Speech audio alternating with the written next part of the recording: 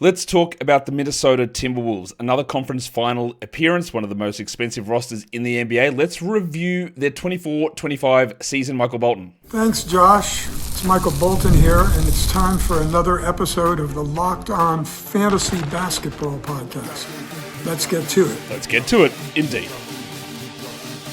You are Locked On Fantasy, your daily NBA fantasy podcast. Part of the Locked On Podcast Network. Your team every day. Hello and welcome to the Locked On Fantasy Basketball Podcast, brought to you by Basketball Monster. My name is Josh Lloyd, and if you'll excuse me, I have to appear on a tortilla in Mexico. I'm also the lead fantasy analyst at basketballmonster.com, and today's episode is brought to you by FanDuel. Right now, new customers can get $200 in bonus bets when your first $5 bet wins. Thank you also for making Locked On Fantasy Basketball your first listen every day. We are free. We are available on all platforms. So, thumb it up, double bang. You know what's coming up? Live draft show, Wednesday, 25th of June, 8 p.m. Eastern. Live here on YouTube. We'll go through the picks. We'll discuss them as they happen. We'll break it all down. We'll laugh. We'll cry. It'll be tender. Yesterday, Golden State Warriors show. Day before, Mock Draft 3.0. Go and check those out, particularly the mock draft, and see what you think. All right. It is, for some of you, Father's Day. So happy Father's Day. For me, it is not, because I don't know why this is the case. We don't celebrate Father's Day in Australia in June. Ours is in September. Don't know why. That's just what happens. So I know for a portion of the world, Sunday, which you may be listening to the show on Sunday, it's Father's Day. So happy Father's Day. Otherwise, happy Sunday. Let's talk about this Minnesota Timberwolves team. Again, a team that didn't have as strong of a regular season, but they ended up in the same position, losing in the conference finals. This time to the Oklahoma City Thunder and not to the Dallas Mavericks. They finished 49-33. The season clearly wasn't as good as the year before. They made the big seismic trade. The year before, they made the seismic trade of Rudy Gobert, or for Rudy Gobert. This one, it was Towns for Randle and DiVincenzo. Injuries during the season to Randle, to DiVincenzo, caused some problems. But in the end, Randle was great in the playoffs, and then, things fell apart a little bit for the Thunder. And now it's a real off-season of questions that need to be asked of this team. Like I said, they were 49-33. They do have an upgraded first-round pick position. Their pick is 21, which they don't have. But they've got the Pistons pick, which is I believe that came from the Knicks. So they've got pick 17, plus they've got pick number 31. So they've got the highest second-round pick that you can have. And because they are so expensive, and I don't know what they're going to do in free agency and with things like Reid and with Randle, they need these cost-controlled guys to be able to hit. Hence why they traded up for Rob Dillingham last season. Didn't work out in the slightest last season. Not to write him off in the future, but we'll see. So now they need to make sure that this pick 17 is able to hit. They've got quite a lot of free agency stuff to talk about. There's one guy with a partial guarantee contract. Someone who they drafted in the second round a few years ago, Leonard Miller, who just never plays. Half of his contract is guaranteed, $1.1 million. I still believe that Leonard Miller can become a very low-end starter, but he just doesn't play. And this is a hard team to sort of figure that stuff out on, because they go heavy on the starters, they go tight on the rotation, and their back-end guys never play. They don't trust the youth like that at all, and Miller just is never there. So he's heading into year 3. I don't know if he's going to be doing anything, but I would expect that they guarantee that contract. This is where the big questions come in terms of evaluating this team next season, because there's 2 players with player options. Julius Randle has a $31 million player option. Naz Reid, the Wizard of Noz, he's got a $15 million player option. And almost without any question whatsoever, Reid is going to be declining that player option. He will enter free agency and he will be looking for a $20+ million contract. But I don't know if you've heard me say this before. No one's got cap space. So I don't know, it's either going to have to be a lot of trades, sign-in trades, or he comes back to Minnesota. And I know Naz Reid has an incredible fan base of people who think that, A, he's a better defender than Rudy Gobert, he's better than Towns, or whatever he is. The fact remains, he's not. And he's consistently been a bench player in his time in Minnesota. He's not a good defender, at all. He is a streaky shooter. He is a solid enough player. But if you start to pay Naz Reid as a $30 million player, a $25 million player, and put him as a 32-minute-a-night starter, I don't think you're going to have a good time. And this is where the pivot point comes, because he's going to get that money. Someone is going to pay it for him, because he gets hot, he gets flashy. I don't know if it's Minnesota. They can obviously go over the cap to sign him, but there are apron considerations here. And then the thing is going to be Randle, who looked like he would probably pick up the player option. Had a really strong playoff. Seems like, okay, he'll decline this player option. But then he struggled against the Thunder, so does he pick it up? And again, if he declines it and enters free agency, where's he going? Who's signing him? Who's giving him $30 million a year? Because literally no team has that cap space. And then again, it comes down to sign and trades. And the presence or absence of Randle and Reid impacts so much on this team because obviously both very high usage players, both front court guys. What does it do for the guys who might sneak into roles like Josh Minot, Leonard Miller? Are they able to find something if these guys aren't there? I don't know. They've got two guys with team options. Luka Garza, another front court guy, $2.3 million. And the aforementioned Josh Minot, $2.2 million. Minot played quite a bit in this rotation early in the season and then was sort of phased out. I still do think that Minot can be a player. I think the shooting needs to get better. He'll be discussed more on the second part of this show, or the second show about the Wolves, as a younger guy. But I would expect that he is back. And then we get to the unrestricted free agents, and another big decision. Nickeil Alexander-Walker is an unrestricted free agent. He has shown immense value as a wing defender. He's got some scalability as an offensive guy, and he's going to get a pay rise somewhere, whether that's in Minnesota or not, or another team steals him away. Look, the thing here is if they lose Randle, if they lose Alexander-Walker, they don't have cap space. So the only way to get anything back is in sign and trades. So if they lose these guys and they don't get anything massive returning, like I guess it's Terrence Shannon that steps into a larger role, and Minot and Miller. This is a pivot point. They've got the new ownership sorted. They need to work out what they're doing, because a lot can change with Randle, Reid, Alexander-Walker, all potentially gone. Joe Ingles, also an unrestricted free agent. Shout out to Joe, legend player, legend Australian. The game is obviously caught up to him, and that's okay. He's old. Shit, what a great career. Don't know if he's retired yet, but sorry if I've early retired you there, Joe. 3 restricted guys. Are there 3 two-way guys? Now, the other day in the 2021 redraft show, I said that I don't even know if Bones Hyland is still in the league. That's my bad. He is in the league. He came across from the Clippers to the Hawks in a trade, the Bogdanovich trade, and it was waived. And then the Wolves signed him on a two-way. So Jesse Edwards, the big stiffy himself, Bones Hyland, and Tristan Newton, all two-way guys, all restricted.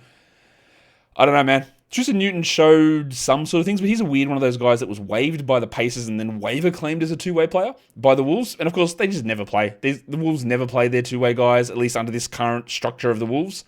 And we don't get to see them out there. Not a lot to talk about with those players, but there is a lot to talk about with this first guy, and that is the double royal himself, Julius Randle, who at times is incredibly overrated, at times is incredibly underrated. It just always seems to happen that way with Randle, and that's not even just from a fantasy point of view, it's from a real life point of view, because there are times that people are like, this guy is trash, me included, get him off my team, and then there are times where it's like, man, if we didn't have Julius Randle, would we ever score? Because he's handling the offense. Now, he has been a bastion of disgraceful offensive decisions at points in his career. The spin moves, the head down bum rush through to the rim with no idea of what you're actually doing. And then there's the improved shooting. The playmaking, the passing, the offensive hubness. Overall, I would say that Randle was sort of what you hoped. ADP was 62. He finished 76th. He was 67th in points leagues. Now, I guess that is a little disappointing because usually the ADP for Randle comes in at whatever it is, a sort of split between category and points. And in points leagues, he goes top 40. That didn't happen. It was probably never going to happen coming across to Minnesota where he would have to cede control to Anthony Edwards. So where did I have him in the preseason? 56th. So he was a little bit behind where I thought he would be. He ended up averaging 19, 7, and 4.5. Of course, no steals and no blocks. But interestingly, 81 from the line. One of the big criticisms of Randle has been he kills all your percentages. Well, 49 from the field, 81 from the line. Didn't kill either percentage. Killed your defense. Didn't kill either percentage. Hit some threes. He's 30. We're smack bang in the middle of his prime. You'll notice that his DPM delta was terrible. They thought he had a big step back. And I would say in the regular season, that's fair. I thought in the playoffs, he stepped up quite a lot. His offensive load and his passing stuff, we know who he is. We know he's never going to defend. We know he's going to have good games and bad games. I appreciate the efficiency that it's risen. And now, really, in terms of valuing him for the next 2 years, I'd say, it's just going to come down to where he goes and what team he is on. If he's back in Minnesota, these numbers easily can repeat. He goes to a team where they want him to do more with 25 usage, then he'll do more. And he'll be a top 40 points league guy, top 55 category league guy. The key there is going to be holding that level of efficiency, which in the past he struggled to do. But maybe it's a real thing now, 49 and 81. They're lovely numbers. They're very, very good numbers. So just always remember that, because there will be a temptation. You'll have it in your head. You go, Randle, he's just going to keep percentages. Can't play him in categories. No defense, bad percentages. Not true. Bad defense, sure. Bad percentages, absolutely wasn't the case. Does it mean that it'll always be that way? No. But we again have a showing. And look, he only hit 34% from three. If he has a 37% shooting season, which I don't buy that he will, goes up even further. So overall, I'd say an expected season from Julius Randle. Relatively expected. And then he had, of course, the big injury, or the injury during the season. Not as bad as some of his previous ones. But overall, pretty solid year. Today's episode is brought to you by the big fellas, Olipop. Yeah, it's a new kind of soda made for people who love the classic taste of soda, but want something that supports their health. It's only got 2 to 5 grams of sugar in the different flavors of Olipop and 9 grams of prebiotic fiber. Olipop is now reimagining soda in a way that is better for your gut. A classic can of Coke, 39 grams of sugar compared to 2 to 5. Orange Fanta, 44. That is an incredible discrepancy. And you don't want that much sugar in your drinks. We love the classic taste of soda, but you don't want those sort of negative health impacts. In fact, you want positive health impacts. And that's where Olipop comes in with OliSmart, a blend shown to support digestive and overall health. There are so many great flavors with Olipop, and I am waiting for my delivery of Olipop to come, because I know that because the other Locked On hosts have told me that they got an unbelievable array of flavors that came in. So I'm waiting for mine to come here so I can pop one open, crack it live on stream, and chat, then we can see what it's like. But from what I've been told, unbelievable flavors. The cherry cola's there, classic grape. There's their Dr. Goodwin as well. Someone told me in one of the comments, there's I think a crispy apple flavor, which he said is the one you got to go for. I'm waiting to see when it comes so I can get a crack of it. You can get a free can though of Olipop right now. Just buy any 2 cans in store and they'll reimburse you for 1. Head to drinkolipop.com/LockedOnNBA to claim your free can and find Olipop near you. That is drinkolipop.com/LockedOnNBA. Okay, let's talk about the next guy on this list. We're going to just go front court heavy to start this show. And while the rumors of his demise have been greatly exaggerated, they're not entirely untrue. And we're talking about Rudy Gobert. Because for whatever reason, yes, he can be unlikable at times. But some of the things that he's unlikable for are not 100% true. And I'm pretty sure that there is an unlikable factor in Gobert, mainly in large part because he's French. He might be an asshole as well. Possible. I don't know.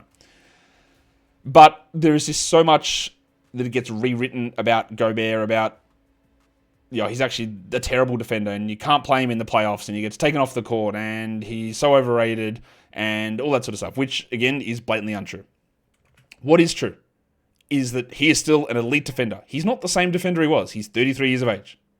He is a very much bad offensive player. He used to be an okay to average offensive player in Utah. He's 33. His hands are made of stone. He can't catch. He can't shoot. He is an absolutely elite conditioned athlete, one of the best conditioned, if not the best conditioned 7-foot athlete we have ever seen. One of the best defenders we've ever seen. But he's not the same guy that he used to be. Gobert was the 95th ranked player this season and 71st in points leagues. He had an ADP that was probably too high, sitting at 47, and I was around that 50 to 55 mark for him as well, so I was wrong. We see Gobert, and when you get to this age, 32, 33, there is going to be a drop, and it happened. He still averaged 11 boards, but only 1.5 blocks. 67 from the field, 67 from the line. So it's really very clear, right? Like the usage is 13, so that dropped a little bit as well. Even with Randle gone, we saw the rebounds being strong without Cat, but they didn't jump up. Like they weren't gigantic. But if Gobert's not a 2-block guy and he's a 1.5 block guy, then you're relying upon rebounds and some field goal percentage. And when your usage drops, your field goal percentage impact drops, and the value's not as high. So yeah, he declined in a pretty big way. He's still good. He's still very good. But we would not be considering drafting Rudy Gobert anywhere near the top 50 at all. Of course, his 9-cat total rankings is 46th, which, lol. if I wanted to say that, like, yeah, well, I guess you could come in and say, look at that. His ADP was 46 and he ranked 46. Absolutely bang on. Absolutely not bang on at all. We do not touch him there. We do not touch him in the top 60. We do not touch him in the top 80, I would say. Maybe 90th. And it's going to come down to needs. Because when you're 33, unlikely you get better. Unlikely that you improve. So what could improve? I guess it's blocks. But again, you're old. You're probably not going to be blocking shots at the same level. Look at his rim contest percentile, 44th percentile. He's still elite, don't get me wrong. But he's not blocking shots the way he used to. And I don't expect that he's ever going to become a 18 usage player because he just can't catch the ball. And we also saw him at 33 minutes. And there is always the risk of injury as we move forward with older players. And what if he's a 31-minute player moving forward? I said I wouldn't touch him in the top 80. I might even go to top 90, to be honest. He was 71st in points leagues, averaging 33 fantasy points, which is okay. And it's going to depend a lot on when we look at where players are available. Like last season, in those later rounds, you could have gotten a Okongwu, Zubats, Jakob Poeltl, all absolute home run centers. But if that potential of a center doesn't exist in the last 4 or 5 rounds, and Gobert's the last of the established sort of players, which may or may not be the case, then you could go a little earlier on it. And that's how some of that valuation stuff can come to pass. But it is true that Gobert declined. You might say it was sizable, and I think that's an okay thing to say. But he's definitely not terrible. He's definitely not trash. He's definitely still elite at defense. But the fantasy impact of him, not as high as it used to be. Let's now talk about someone who was, I don't know, I find at times he is controversial through no fault of his own, and that's Naz Reid. And the reason he becomes controversial is because people think that he's more than he is.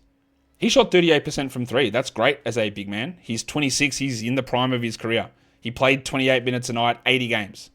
He was the 108th ranked player in category leagues. He was 109th in points leagues. He averaged 14 and 6 with 2.2 threes. It can be very easy to look at it and go, well, what if Naz was a starter? I mean, he played 28 minutes a game.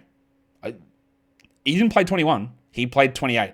If Naz was a full-time starter and he was playing, maybe he is a 34-minute night starter. There is still room for that to improve. But he averaged 0.9 blocks and 0.7 steals with 2 assists. I thought he was a solid player. His advanced metrics are positive this season. His offensive load, 66th percentile for a player like that is pretty strong. 78 from the line is pretty strong. Reid had a ADP of 97 for the season. He ended up 108th, like sort of bang on.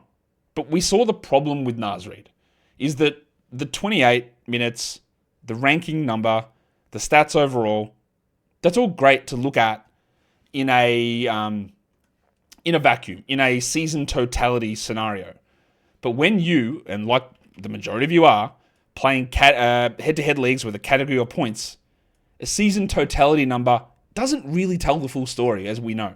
Because that's all well and good, but if you were like 150th for 10 weeks, 30th for 3 weeks, 150th for 5 weeks, 20th for 2 weeks, holding and knowing when or if those top 30 weeks are coming makes you susceptible to losing every other week, and then those high-scoring weeks don't matter. And that's the problem with these sort of up-and-down players. Like, he started 17 games and averaged 35 minutes. 18 and 9 with 3 threes, 1.3 blocks. Now, his shooting was 53% true shooting, which is terrible. His bench minutes, so we can look at those numbers. In his bench games, where he played 25 minutes a night, 12 and 5 with 0.8 blocks. 76 from the line, true shooting of 60. But he averaged 12 and 5 with 0.8 blocks. That's not good. That's your 12th best player. The games that he started where he played 10 extra minutes, that bumped everything up. So he's one of those, he's Bobby Portis. The overall numbers, because he will get a handful of starts, will look like, he's a guy that we love to draft in round 11, round 10. But for 70% of the season, he's a borderline rosterable player. And then he's a top 40 guy for 5 weeks, 4 weeks. And the 4 weeks might become 10 weeks if it's a long-term injury to someone, or it might be 1 week if injuries never strike.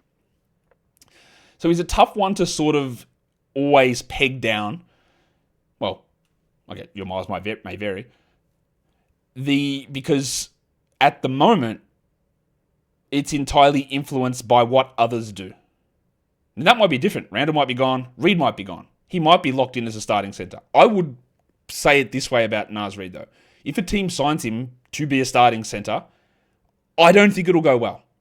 I think that he will put up some scoring numbers, but I think overall some of the negatives in his game will make that a situation where a team is like, ooh, really? We did this? Should we maybe try to not do this, or we'll move off in a different direction? And that would be my worry with him. We've got some more guys to come back and talk about. I'm certain he's going to go in the top 100 of drafts because I'm pretty sure he's going to find a larger contract and a larger role somewhere. And maybe all of that I talked about the risk of being on the bench, is just null and void. Definitely possible. Because he is points, threes, rebounds, bad blocks, and okay percentages. But if you just ramp the volume up, it becomes much better. Today's episode is also brought to you by FanDuel, the NBA Finals. They're absolutely rolling. Classic stuff, upset brewing.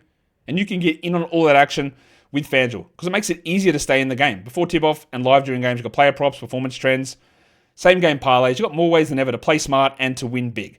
You can see which players are showing up in the bigger moments. Maybe you got an inkling that someone's going to start to pop and you can get a live bet down on them or a live same game parlay. A $200 bonus bet will be great as well because if you're new to FanDuel and it's a great time to go sign up, if you go in and win your first $5 bet, well, you can go and get those $200 of bonus bets straight into your account. So make every moment more with FanDuel, official sports betting partner of the NBA, and don't forget to gamble responsibly. Okay, like we said, we're talking Minnesota Timberwolves. We've talked about a lot of these front court options, this is the over 25s section of this season review, roster review. And the next one is the big ragu, Donte DiVincenzo, who was obviously not very pleased about some things that transpired in the offseason, whether that was the way that the Knicks handled their roster and then the way the Knicks traded him. He came in and he was quite disappointing in Minnesota for most of the season. And then he got moved into the starting lineup and he started to play well, and then he got hurt.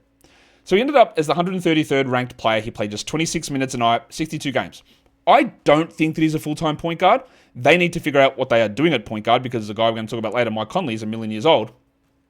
I don't think that Donte is a full-time point guard. But he had 19 usage. He shot 40% from three. Again, 78 from the line. 3.6 assists. 12 points. 133rd ranked player. 148th in points leagues. He was being considered, though, like his ADP was 105. People were drafting him thinking that the situation in Minnesota was better for him than the situation in New York, which I think was blatantly false. That was my position on that. Heading into the year, like I had him 140th. To begin the season, he finished 133rd. So actually, I was right on that one. That's a W for me. If he had have not hurt his toe when he did, he could have been a top 100 guy. And that's where it's going to come down to. We need to see what do they do with Conley, and do they just say DiVincenzo is our starting point guard? Because it's all coming down to role. And in the past, Mike Conley has been so important for this Timberwolves team that him being out there, even though his numbers weren't necessarily great, he would stabilize what they did. So he would always get that preferential role. And then DiVincenzo got into that, and I don't think that Donte's that player. But Conley's play declined this season to a level where I can see them not going in that direction anymore. But do you want Donte DiVincenzo to be your starter? In his 10 games as a starter, he played 30 minutes. 15, 4, and 4. 44% from the field, 78 from the line. What did he hit from three? 43%, 20 usage. They're pretty good numbers. They're not great, though. 14, 4, and 4, starting point guard, 30 minutes. It's not very good. He's 28, smack bang in the middle of his prime. You'll notice that the Delta numbers saw declines in him, and I think that's accurate. He wasn't as good as the year before. His passing volume is fine. His deflection numbers are okay. His steal numbers are pretty good. There is something here, but almost exactly the same as Reid. If you're a starter playing 33 minutes, then I'm in. But I think if you're a starter playing 33 minutes, I think your team is limiting what its ceiling is. I think he's a really strong second unit guard. A guy that can spot start and play 29 bench minutes as a pseudo starter. But as a guy you want to go, locking in starter, I don't think that's him. And I don't think he's a point guard. And I suppose you've got Ant, who's going to be a lead guard, so to speak. I'm not sure where we go with Donte. It's going to come down to a lot of the things that we hear publicly from the Wolves and some of the decisions they make in the offseason. One of them that I'm pretty sure is going to happen is that it's not going to be a feature of Mike Conley anymore. Mike Conley has been one of the best and most unsung players in the NBA over so many years. He has been one of the best three-point shooters and free throw shooters in the last 5 years. And that's not an exaggeration. His numbers consistently have been unbelievable from those categories. But the problem is from a fantasy point of view, is that we saw how bad the 2-point numbers were, so his field goals were horrendous. He finished the season 173rd. I had him at around 120 in the preseason, which was a back-end guy, which I thought there was very little upside, so he wasn't a guy that I wanted to target. He averaged 8, 2, and 4.5. 90 from the line and 41 from 3 is great. But 21 fantasy points, he did decline a lot. He's old. He's on ball. He deflected balls well. He passed well. He sets up well. He's a smart player. But overall, Conley is just where we're at the stage now where it's over for him in terms of being that high-level guy. And fair enough, he's 38. He had 14 usage. And while he shot 41 from 3, he shot 36 from 2. Which is an unbelievably bad number. And that's one of those things where the fall-off came, but how the hell could you have known this? And I know you could say you could have.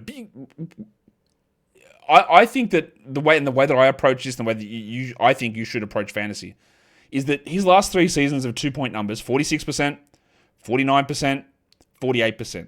So if you think a decline was coming between age 36 and 37, rightfully so, could have come at 34, 35, 36, and it didn't.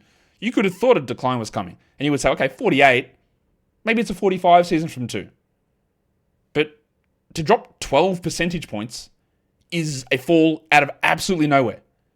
Those sort of declines, and on the converse side, where guys have those big improvements, they're just things you can't see. We can see certain breakouts coming. Dyson Daniels, you can see it because opportunity is going up. Now, we didn't think he'd be a 3 steals guy. But we said he's going from 20 minutes to 30 plus probably. That breakout is coming. You can't really ever look at a player and go, right, you're going to be now a 15% better shooter from the free throw line. You can't do that. And huge busts in fantasy and huge sleepers and huge breakout guys often are on the back of those out of nowhere percentage drops or rises that you cannot predict. So while Conley continues to be absolutely elite as a free throw guy, 91 and 90 the last 2 seasons, and as a 3-point shooter, which if I bring the numbers up, 39, 44, 40 the last 3 seasons, or 41 last season. The ability to finish, the reduced usage, his age, his minutes, they're all going to drop, and we won't be looking at him even in 14-team leagues as we move forward. Nickeil Alexander-Walker is an interesting player, obviously a bench guy on this team, and really was one of those guys that gives them that strong 8-man rotation. You need a point guard, you need a shooting guard, you need a small forward. Alexander-Walker can do it all. His fantasy value is not significantly high because he's a pretty low usage player. Of course, Yahoo's total rankings put him 140th, which means a standard 12-team league guy. Yet he was 224th per game and 234th in points leagues, but he played all 82 games. He had a 16 usage, he averaged 9, 3, and 2.7. He's a good defender without generating defensive stats, which is always a frustrating thing. His second half of the season, when DiVincenzo was dealing with the toe injury, much better, 167th, because he had to play more. Overall, I would say it was just a steady level of production from Alexander-Walker, who, if you're in a 16-team league, you're really okay with that. Is a team going to sign him to play 30 minutes a night? I really doubt that. But we have to see where it goes, because there are very clear things in. We talk about breakouts. If Alexander-Walker goes to a team where 25 minutes becomes 32, and the team would also need 16 usage to become 22, and the team would also need him to be a primary or secondary ball handler, then you're talking about you're bumping up numbers to be 14, 2.5 threes, 4 rebounds, 5 assists, 0.8 steals, and that's the 100th best player. But it's not happening on this team.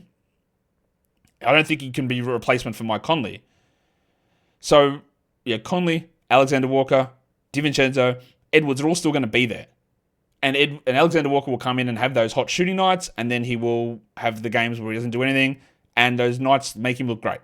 I do like that he's got a scalability in his offense at times. It's like, if you need me to do some more, I can do some more. That's why I said, like, if he goes to a team where they're like, hey, he's going to be a starter. Like, I'll use this example. I continue to use this in Charlotte. All right, Josh Green started a bunch of games. What if he just played Josh Green's role. Next to LaMelo, next to Brandon Miller. Now, he's not going to be a high usage guy necessarily, but you get 7 extra minutes. You get extra opportunities to be a backup point guard on that team, to be a guy that can handle some more usage in lineups where those guys aren't there. Then, yeah, we're cooking. In his 10 starts, he played 34 minutes a game. 12, 4, and 3. His usage was only 15% still, but he hit free throws. Like, he was better. But still he's not an excellent permanent guy. And that's why context, I think about where his value goes. Like, he's 27. He needs to go to a place not only where minutes could increase, but responsibility and usage can increase. And that might not always be the case. He could go, let's say, again, I'll use an example that's not going to happen, but what if he goes to Golden State and they want to play him over Brandon Pajemski and he's a 31-minute-a-night guy? Okay, that's cool. But does he get the ball when Steph is out there or Jimmy's out there? Or if Kuminga's coming off the bench and then Pods is there? Does he get enough of the ball? Does the usage actually rise? Or does he sit there as a 3-and-D wing player with 16 usage and play 33 minutes and tone Snell a lot of the way? That's sort of who he is. A really useful real-life player whose fantasy impact is limited. Joe Ingles is a player on this team that was over the age of 25, clearly, because he's 38 or whatever he is. Clearly the worst season of Joe's career. He played just 18 games, 6 minutes a night, didn't even average a point per game. Shot 26%, 20 from 3. Again, Joe, I really don't think that he's going to be signed to a team this season. It's been an unbelievable run from a guy who was cut from the Clippers in preseason, then signed with the Jazz and was a starter on number 1 overall seeds in the Western Conference. It's done, my guy. Maybe we'll see you down here in the NBL for a couple of seasons. Shout out to you. Luka Garza. Another player that he's got a bit of a dedicated fan base, Garza. One of those guys that can come in and be a points and rebounds center. Oh, look at that. He's a bucket. And he was one of those guys that was a notable face in college. You're the face of Iowa before Keegan Murray. He averaged 4 points a game. Obviously, very bad. 28% from 3. Could do some work. He played 6 minutes a night. But he is a guy, like he is, 26 now, so we are in the peak area of his career. He's not really a defender, and it's hard to judge those deflection and rim contest numbers considering how little he played. But if he was to be a backup center somewhere, the Naz Reid usage impact sort of level, he could be it. Like 10.6 rebounds in 19 minutes for Garza, easily a possibility. And that's a deeper league guy. So just watch him in terms of what they do with his team option. What if Reid goes and then Garza is the primary backup? I don't think you'd want that because I think defensively it would be terrible, and a Garza-Randle frontcourt would be an absolute disaster. But he's got scoring ability for sure, and he is a pretty good rebounder. There's just not much else going on. The last guy is this, again, someone I just have to mention because he was on this team. But what's your guess? How many minutes? Jesse Edwards. How many minutes do you think he played this season? Do you think he got 1 minute? Ooh, close. He got 4. 4 minutes. Jesse Edwards. A guy that was a rookie on a two-way, and we just never saw him play. Like 2 minutes. 2 minutes a game in 2 games. That is clearly, like, how do you judge that? And that's part of the problem with some of these younger guys. Even like an Alexander-Walker. Even Garza. When we talk about Leonard Miller or Rob Dillingham, they just don't play. I'm not to say Edwards is going to be a good option or a long-term star. I guess I don't think that's true. But we just don't get to see any of it. When the way this team is structured, they go so top-heavy with so many big minutes into their starting group with such a tight rotation. There is no development from these guys. And again, I don't think Edwards is a good long-term option or anything like that. But we just have no way of fully understanding it. But what we can understand is that is the end of the show. So I'll be back probably later today with the second Minnesota Timberwolves show where we talk Ant, Dillingham, McDaniels, and all of the under 25s on the squad. Hit the thumb up and the subscribe, and you'll never miss any of those episodes. Guys, we are done here. Thank you so much for listening, everyone. See ya.